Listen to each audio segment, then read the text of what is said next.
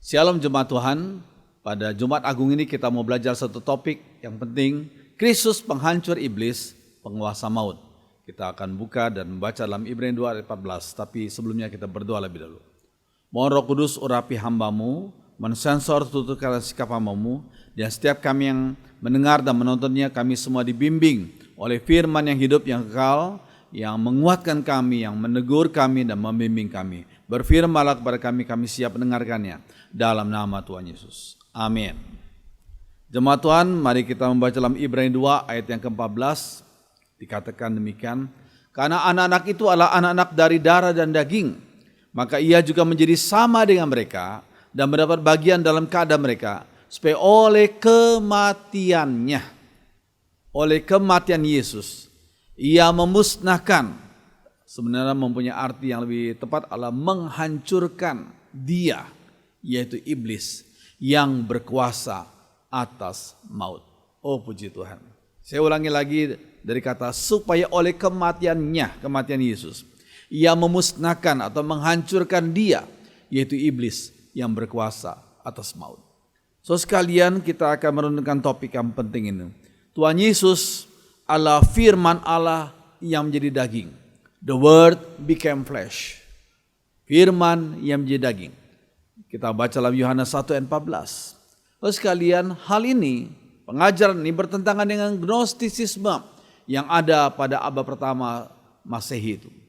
Karena gnostisisme yang dari Yunani itu berkata daging atau tubuh sama dengan penjara roh. Ya, daging atau tubuh sama dengan penjara roh. Lalu sekalian, roh itu dianggap suci. Ya, daging dianggap najis atau dosa.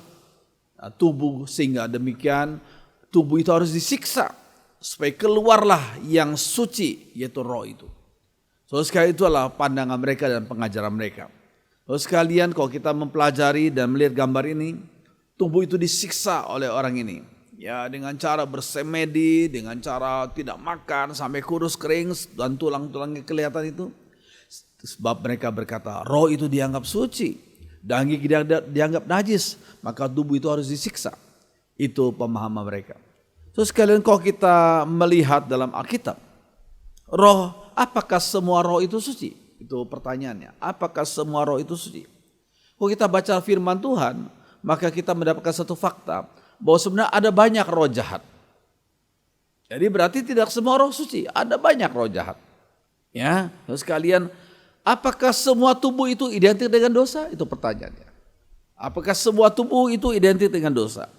Lalu sekalian, kalau kita mempelajari firman Tuhan, tubuh Tuhan Yesus dipakai untuk memuliakan Bapa Surgawi. Tubuh Tuhan Yesus dipakai untuk kemuliaan Bapa Surgawi. So sekalian, kalau kita melihat hal ini, maka kita mendapatkan kesimpulan yang penting. Tubuh adalah netral. Tergantung bagaimana digunakan dan dengan tujuan apa kita menggunakan tubuh kita ini. Lalu sekalian, jadi tubuh itu netral. Ya, tergantung bagaimana digunakan dan dengan tujuan apa. Lalu sekalian, Tuhan Yesus itu harus dan Tuhan Yesus itu punya darah dan daging. Ya, so sekalian, kalau kita melihat ketika Yesus digantung di atas salib, maka dikatakan dalam Yohanes 19 ayat 34, tetapi seorang dari antara prajurit itu, setelah Yesus memberikan nyawanya, memberikan rohnya kepada Bapa, maka untuk memastikan bahwa Yesus memang sungguh-sungguh mati, ya, seorang dari antara prajurit itu menikam lambungnya, lambung Yesus, dengan tombak dan segera mengalir keluar darah dan air. So sekalian, ini suatu hal yang penting. Sebab tulisan ini, Yohanes 19 ayat 34 ini melawan gnostisisme. Ya, ini melawan gnostisisme. Lalu sekalian, demikianlah kita mengenal roh Allah. Setiap roh yang mengaku bahwa Yesus Kristus telah datang sebagai manusia, human body, berasal dari Allah. So sekalian, orang gnostik berkata tubuh itu kotor. Ya, jadi Allah tidak mungkin menjadi tubuh, menjadi manusia. Ya. Dan waktu Yesus setelah dia menghembuskan nafasnya, Tuhan dengan perkenannya mengizinkan seorang tentara, seorang prajurit Romawi untuk menikam lambungnya. Ya, dan keluar darah dan air. Itu membuktikan bahwa tubuh Yesus itu sungguh-sungguh tubuh jasmani. Bukan tubuh secara ilusi saja. Kalau tubuh secara ilusi saja tidak akan keluar darah dan air pada waktu ditikam dengan tombak. Tapi ketika ditikam dengan tombak keluar darah dan air. Jadi betul tubuh Yesus itu bukan tubuh yang sekedar maya.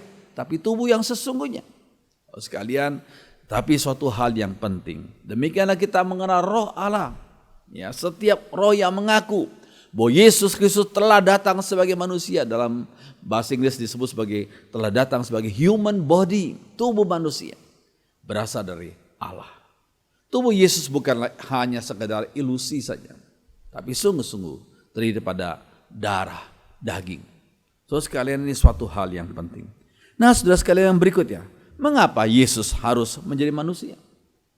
Ya, kenapa Yesus yang sudah di surga harus menjadi manusia? So sekalian, jawabannya agar beliau bisa mati bagi umatnya. Kalau beliau di surga, bagaimana beliau bisa mati? Tapi beliau harus datang ke dunia, ya, bertumbuh, akhirnya menderita dan mati. Jadi mengapa Yesus harus menjadi manusia? Agar dia bisa mati bagi umatnya. Oh sekalian, jangan lupa upah dosa adalah maut atau kematian. Itu Roma 3 ayat 23. Oh sekalian, lalu kalau kita bertanya, kalau harus mati, mengapa harus disalibkan? Mengapa Yesus harus menderita dengan begitu tragis disalibkan? Terus sekalian, jangan lupa pemahaman ini penting. Salib adalah hukuman yang terkutuk. Galatia 3:13. Ya. Dan ketika Yesus menanggung kutukan itu, Yesus harus mati dan salib. Kristus telah menanggung kutuk tersebut untuk menebus umatnya. Yesus mati di salib bukan untuk menebus dosa. Dosa nggak perlu ditebus. Kristus mati di salib untuk menebus umatnya, umat pilihannya. Lalu sekalian, ini suatu hal yang luar biasa. Lalu sekalian, bagi umatnya yang sungguh percaya kepadanya tidak ada lagi kutuk. Ya, jadi jangan takut dengan sebagian orang yang mengajarkan kutuk nenek moyang. Ya, kalau seorang itu percaya Yesus, maka semua kutuk entah dari nenek moyang atau dari siapa akan dihapuskan. Ya, akan dihapuskan oleh darah Yesus. Sebab Yesus ketika dia mati di salib, dia menanggung kutuk. Salib adalah hukuman yang terkutuk itu. Galatia 3 ayat 13. Puji Tuhan. So sekalian, bahkan dalam firman Tuhan, mantra pun tidak mempan. Mantra yang dikirim oleh dukun terhadap umat Tuhan itu semua enggak mempan. Kita lihat dalam Bilangan 23 ayat 23a. Sebab enggak ada mantra yang mempan terhadap Yakub. Yakub di sini maksudnya Israel, umat yang dipilih oleh Allah itu. Ya. Tidak ada mantra yang mempan terhadap Yakub ataupun tenungan yang mempan terhadap Israel. Kita yang percaya pada Yesus adalah Israel rohani. Sehingga kalau ada orang jahat sama kita, mereka mau menenung umat Tuhan, ya, mengirimkan mantra-mantra, itu semua tidak mempan. Karena kita percaya pada Yesus, kuasa Yesus melindungi kita, darah Yesus melindungi kita. Terus sekalian, ini suatu hal yang penting. Nah, saudara sekalian, ini kalau kita mempelajari firman Tuhan tentang kematian ini, maka kita mendapat satu hal yang penting. Ya, saudara sekalian, asal umatnya tidak membuka celah kepada iblis. Ya, jangan umat Tuhan sebagai umat Tuhan, jangan kita pergi ke dukun. Jangan kita pergi kepada mencari pertolongan dari dalam tanda kutip orang-orang pintar. Itu dukun-dukun itu. Jangan. Kita bersandar percaya pada Tuhan Yesus yang melebihi dukun, yang melebihi kuasa iblis. Kenapa harus cari pertolongan dari yang lain? Umatnya jangan membuka celah kepada iblis. Kalau kita percaya pada Yesus, segala mantra itu semua tidak bisa mempan. Ini suatu hal yang penting. Ya, terus sekalian, yang berikutnya. Nah, saudara sekalian, kematian adalah fakta yang tidak dapat disangkali oleh manusia.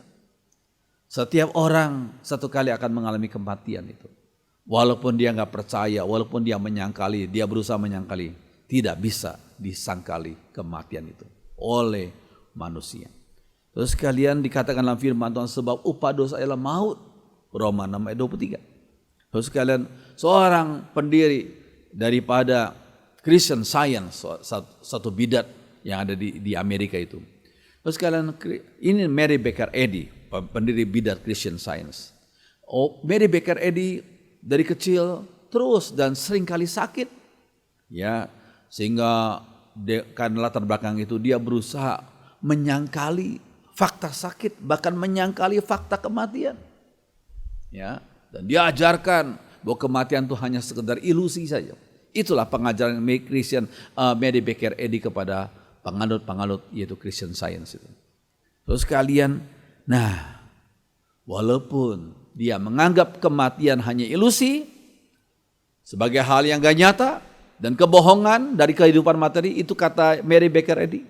Tetapi faktanya tanggal 3 Desember 1910 Mary Baker Eddy sendiri mengalami maut, mengalami kematian itu. Itu tercatat dalam sejarah. Sehingga tidak ada seorang pun manusia yang bisa menyangkali akan kematian. So sekalian, nah kalau kita mempelajari firman Tuhan, bagi orang-orang percaya Tuhan, yang percaya pada firman Tuhan, kematian itu adalah perpisahan. Perpisahan. Terus sekalian, ada 3 macam perpisahan. Ada 3 macam kematian yang disebut dalam Alkitab, yaitu kematian rohani, kematian jasmani, dan kematian kekal. Jadi ada 3 macam kematian, rohani, jasmani, dan kekal. Terus sekalian, kematian rohani adalah perpisahan antara Allah dengan manusia. Perpisahan antara sang sumber hidup dengan manusia ciptaannya. Itulah kematian rohani. Terus sekalian, ketika Adam dan Hawa jatuh dalam dosa, mereka langsung mengalami kematian rohani. Dikatakan, sebab pada hari engkau memakannya, pastilah engkau mati. Jadi mereka mengalami kematian rohani, walaupun secara jasmani mereka belum mengalami kematian. Tapi secara rohani, hubungan mereka dengan Tuhan sudah dipisahkan. Hubungan mereka dengan Allah Sang Pencipta sudah dipisahkan oleh dosa itu. Ya, sebab pada hari engkau memakannya, pastilah engkau mati. Itu maksudnya kematian rohani. Terus sekalian, nah kalau kita melihat, ya, mereka yaitu Adam dan Hawa berusaha untuk bersembunyi dari hadirat Allah. Padahal nggak mungkin. Setelah mereka makan buah yang dilarang oleh Tuhan itu, Tuhan memanggil mereka, mereka berusaha bersembunyi. Tapi sebenarnya nggak ada seorang manusia pun yang bisa bersembunyi daripada Allah, bukan? Sebab Allah itu maha tahu dan maha ada. Ya, jadi nggak mungkin Adam dan Hawa berusaha untuk bersembunyi, tapi itu tidak mungkin.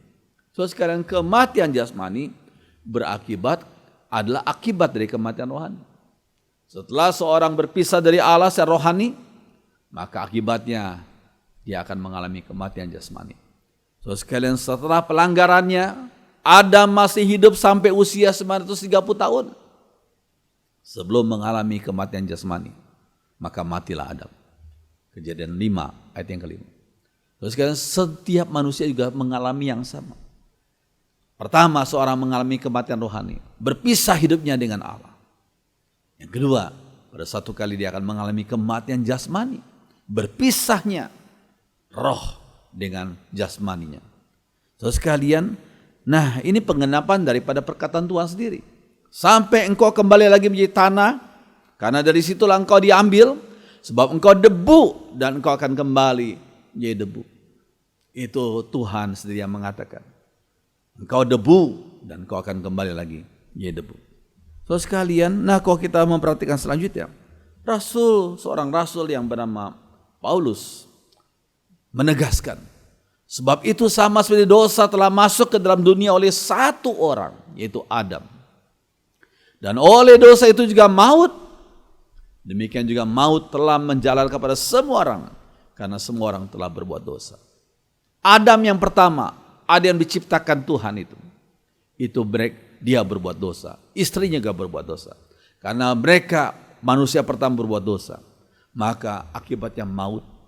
Karena akibat dosa adalah maut, ya, sehingga maut sudah menjalar kepada semua orang.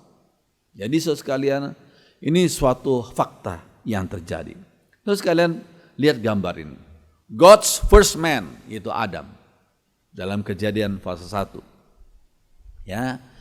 Kalau manusia di dalam Adam, semua manusia berdosa. Semua manusia mati secara rohani maupun secara jasmani. Ya. Puji Tuhan. Dalam Roma pasal 5, Allah Bapa kirim sang firman-Nya, sang firman Allah menjelma jadi manusia yang disebut sebagai Yesus Kristus itu. Yesus disebut sebagai the second Adam, Adam kedua. Lewat Adam yang pertama, manusia termasuk dalam dosa, ikut berbuat dosa, dan akibatnya maut. Puji Tuhan, Allah kirim Adam kedua. Oleh Adam kedua dan melalui Adam kedua itu Yesus, semua orang yang percaya pada Yesus diberikan hidup yang kekal, diberikan pengampunan dosa, diberikan keselamatan. Oh puji Tuhan. So sekalian, ini merupakan berita yang tidak pernah usang. Ini berita Injil tidak pernah ketinggalan zaman.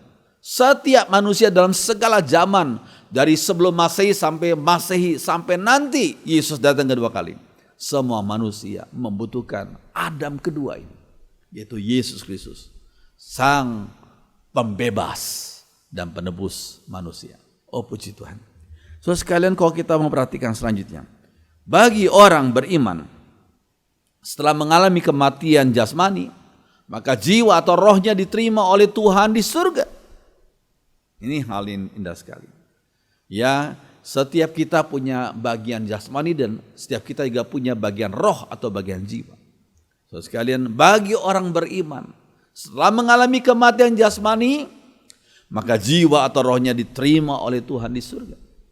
So sekalian, kalau kita melihat Stefanus yang martir Kristen pertama di dalam sejarah gereja, dalam Kisah Rasul 7 ayat 59 tuh. Stefanus adalah martir Kristen yang pertama. So sekalian, nah, saudara, dikatakan dalam Kisah Rasul 7 ayat 59, sedang mereka melemparinya, Stefanus berdoa. Mereka melempari dengan batu Stefanus itu. Sedang mereka melemparinya, Stefanus berdoa, katanya, "Ya Tuhan Yesus, terimalah rohku, terimalah pneumaku." Bahasa aslinya gitu. Terimalah rohku. Nah, sebelum Stefanus mengembuskan nafasnya, dia melihat Yesus ada di sebelah Allah Bapa, ya. Dan Yesus berdiri menyambut Stefanus. Yesus sangat menghargai orang-orang yang demi Kristus rela menyerahkan nyawanya, ya. Dan Stefanus sebagai martir yang pertama, tentunya setelah Kristus, ya. Kristus adalah martir yang utama itu. Dan martir yang pertama dari umat Tuhan adalah Stefanus itu. Dan ketika Stefanus akan mengembuskan nafas yang terakhir, Stefanus melihat Yesus, Tuhan Yesus sampai berdiri. Berdiri maksudnya menyambut orang yang rela dan demi percaya pada Yesus, rela melepaskan haknya, melepaskan nyawanya karena disiksa dan dianiaya. Dan Tuhan Yesus berdiri di surga menyambut Stefanus. Ya Tuhan Yesus, terimalah rohku. Sekalian, ini suatu hal yang penting sekali. Nah, saudara, bagi umat Tuhan, kematian fisik adalah pintu gerbang menuju tempat kediaman Kristus. Yuk mari kita baca yang ungu itu, yang bagian terakhir. 1, 2, 3. Bagi umat Tuhan, kematian fisik adalah pintu gerbang menuju tempat kediaman Kristus. Bandingan Filipi 1 ayat 23. Jadi setiap orang yang percaya sungguh-sungguh pada Yesus, kita mengalami kematian fisik. Setiap kita, ya. Tapi jangan lupa, bagi umat Tuhan, kematian fisik merupakan pintu gerbang untuk menuju tempat kediaman Kristus yang kekal. Ini suatu hal yang indah sekali. Nah, saudara sekalian, bagi orang yang percaya Yesus, kematian fisik bukanlah suatu hal yang menakutkan. Ya, kematian fisik adalah pintu gerbang, ya, menuju tempat kediaman Kristus.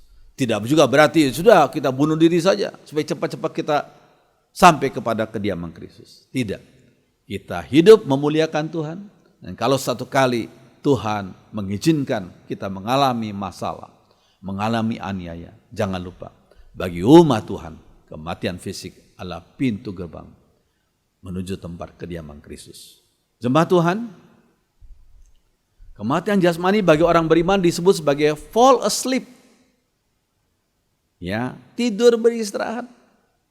Bagi umat Tuhan kematian jasmani disebut sebagai fall asleep.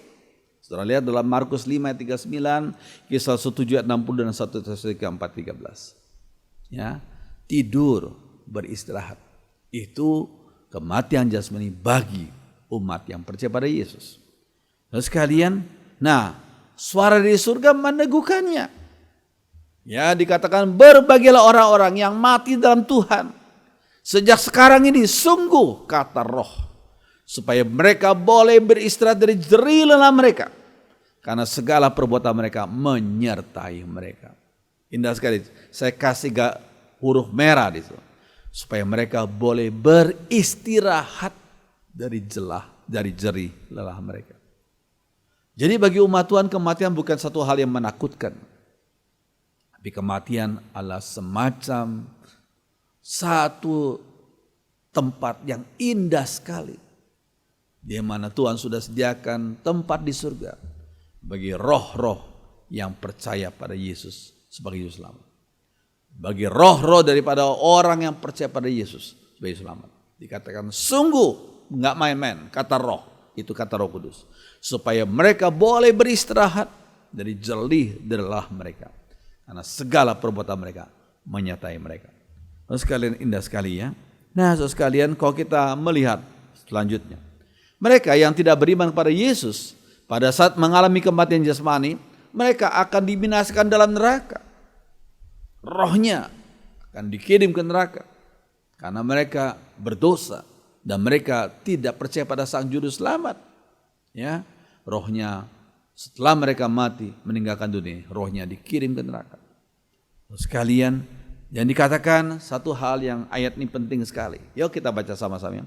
Jadi janganlah kamu takut kepada mereka yang dapat membunuh tubuh, tapi yang tidak berkuasa membunuh jiwa. Takutlah terutama kepada Dia yang berkuasa membinasakan jiwa maupun tubuh dalam neraka. Ini ayat ini penting sekali. Jangan takut kepada mereka yang coba berusaha menganiaya umat Tuhan. Sebab kuasa mereka cuma paling-paling membunuh tubuh. Membunuh tubuh saja. Tapi gak bisa membunuh jiwa. Tapi takutlah kepada Yesus yang berkuasa membinasakan jiwa maupun tubuh dalam neraka. Sehingga umat Tuhan pada abad pertama mereka dianiaya.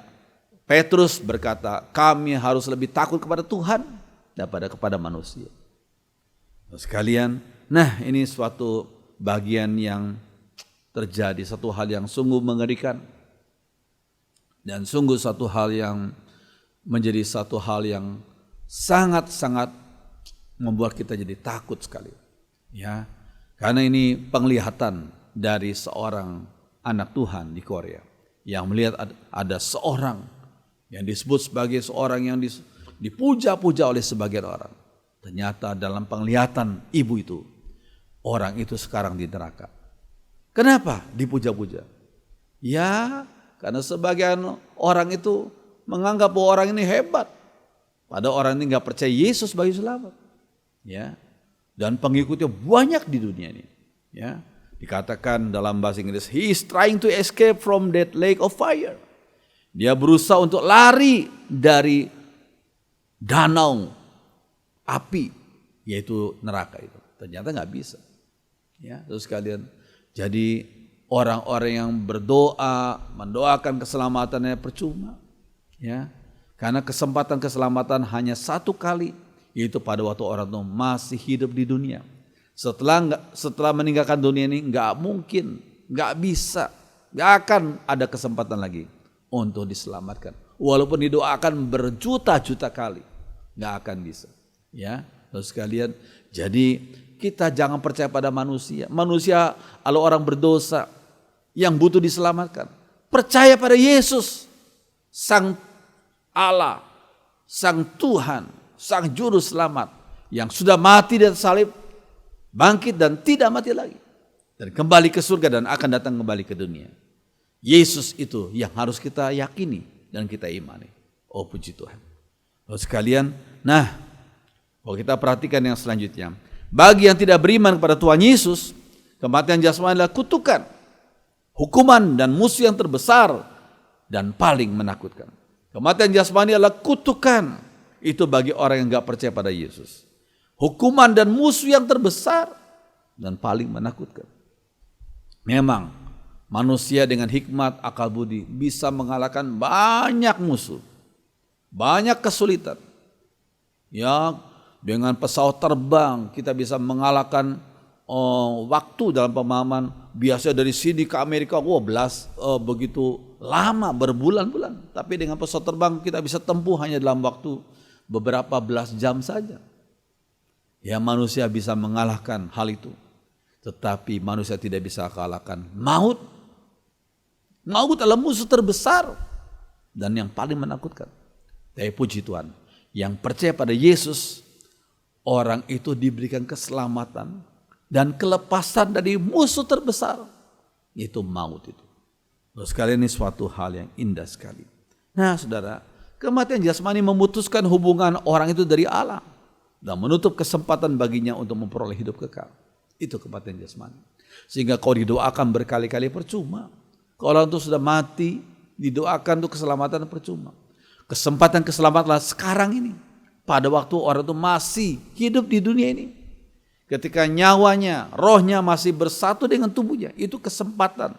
Kalau sudah terpisah, rohnya sudah terpisah dengan tubuhnya. Enggak ada kesempatan lagi. Terus sekarang biarlah kita yang masih hidup di dunia sungguh-sungguh menggunakan waktu ini untuk percaya Yesus sebagai juru selamat. Oh sekalian, ini suatu hal yang penting. Nah saudara sekalian, nah iblis dikalahkan oleh Tuhan Yesus ya di atas salib. Dari mana kita tahu? Saudara sekalian, pada salib itu, Kolose 2 ayat 15, pada salib itu Kristus membuat segala roh yang memerintah dan berkuasa menjadi tidak berdaya lagi. Di salib itu, di atas salib itu Yesus menaklukkan roh-roh jahat, menaklukkan iblis. Mereka dijadikan sebagai tontonan umum pada waktu Kristus menggiring mereka sebagai tawanan dalam pawai kemenangannya. Ini luar biasa. Di atas salib itu orang anggap itu kelemahan Yesus, orang anggap itu sebagai kebodohan. Ya, tapi justru dari disalib, di atas salib itu loh, Yesus menaklukkan kuasa iblis dan roh jahat. Oh puji Tuhan. Nah, saudara sekalian, Wahyu 20 ayat 1 sampai 3 mengatakan ya, iblis itu diikat dengan rantai. Kapankah iblis diikat dengan rantai? Pada waktu Yesus mati di salib. Kuasanya mengalahkan kuasa iblis. Kalau diikat dengan rantai berarti apa? Berarti dibatasi kuasanya. Ya. Kalau diikat dengan rantai berarti masih bisa bergerak tapi dibatasi kuasanya. Itulah arti diikat dengan rantai. Nah, sekali iblis itu makhluk roh. Bagaimana mengikatnya? Bagaimana kita bisa mengikat makhluk roh? Bukankah arti roh itu bisa juga mempunyai arti angin? Bagaimana kita bisa mengikat angin? Dengan rantai seperti apa? Terus sekalian, rantai macam apa yang dipakai? Terus sekalian, rantai itu adalah dengan kuasa dan rantai rohani juga. Ya, kita bisa mengalahkan, kita bisa mengikat kuasa gelap, kuasa jahat dengan kuasa rohani juga, bukan dengan yang jasmani. Terus sekalian, kapankah hal itu terjadi?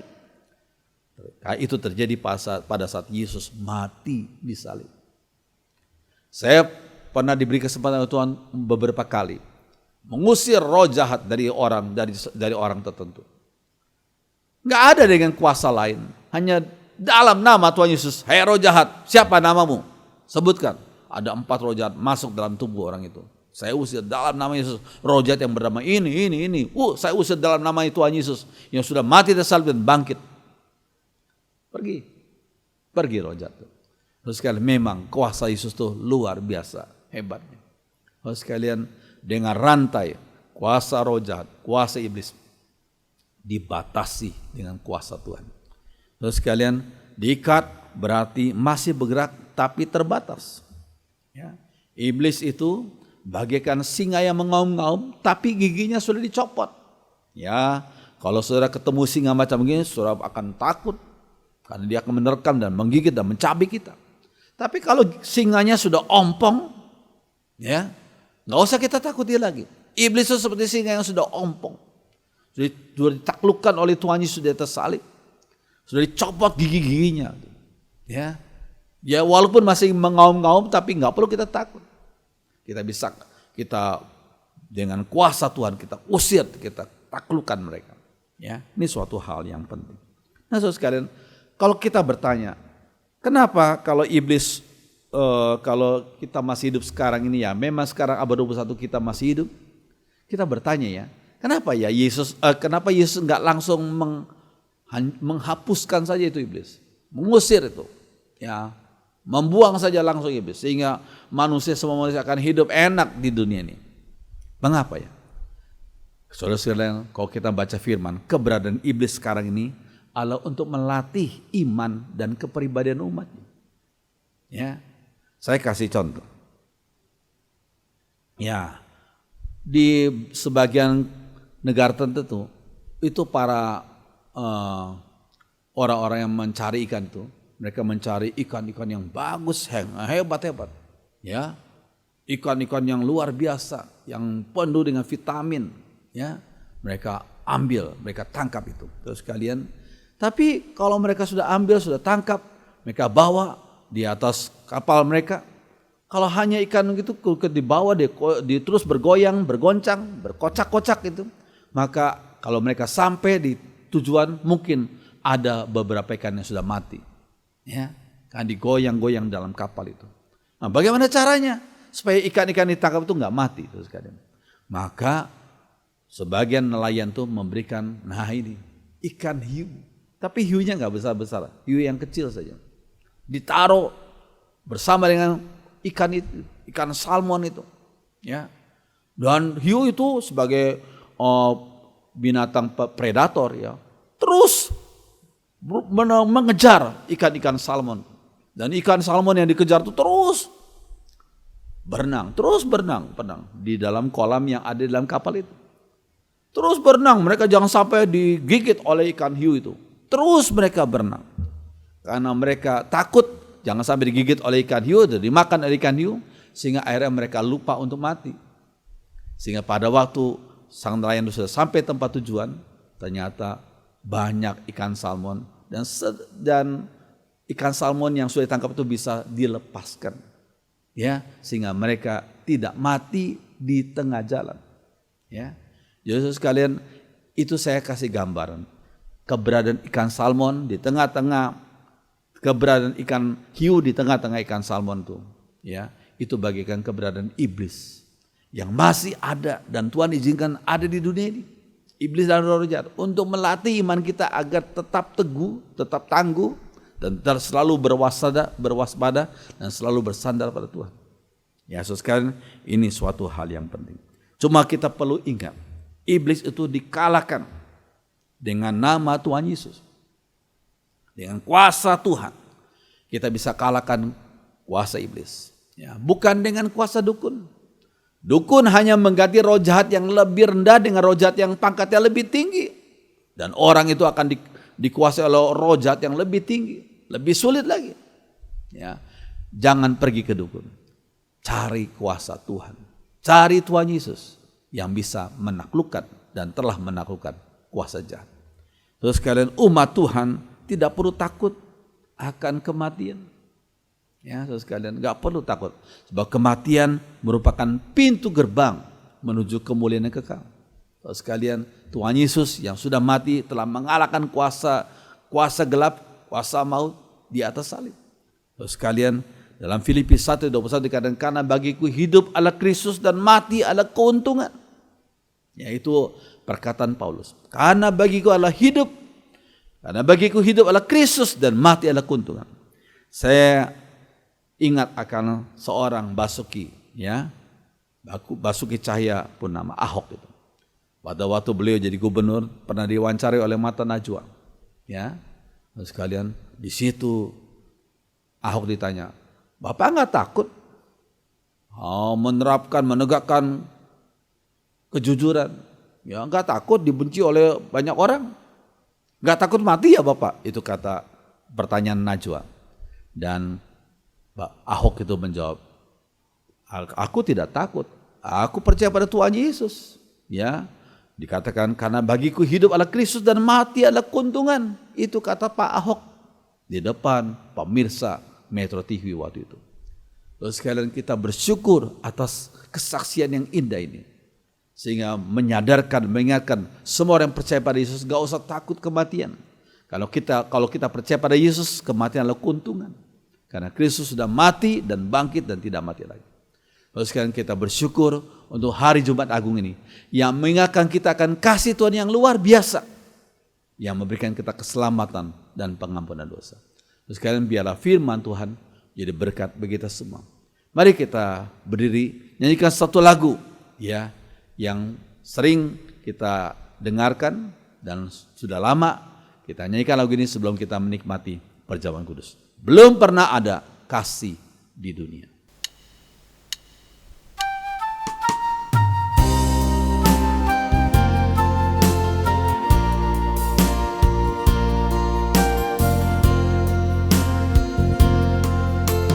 Belum pernah ada kasih di dunia sanggup menerima diriku apa adanya selain kasih-Mu, Yesus.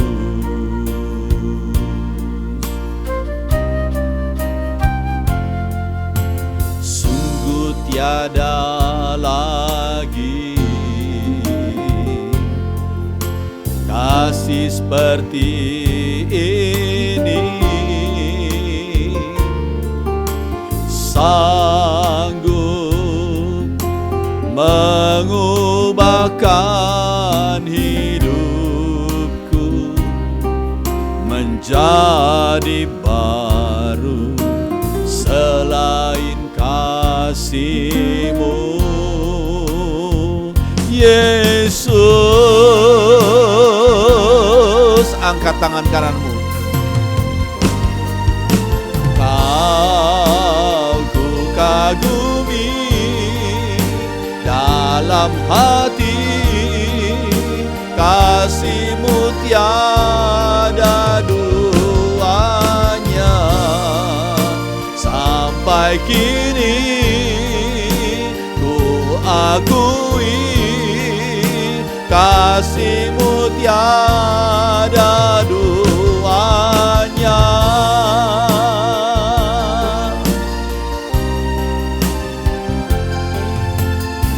Akan ada lagi kasih seperti ini, sanggup mengubahkan hidupku menjadi baru selain kasih-Mu, Yesus. Angkat tanganmu dan berkata, kau ku kagumi, kau ku kagumi dalam hati, kasih-Mu tiada duanya. Sampai kini ku akui kasih-Mu tiada dua. Kau ku kagumi dalam hati, kasih-Mu tiada duanya. Sampai kini ku akui kasih-Mu tiada duanya.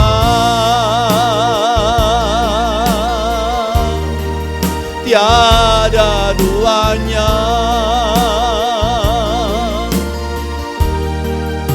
tiada duanya.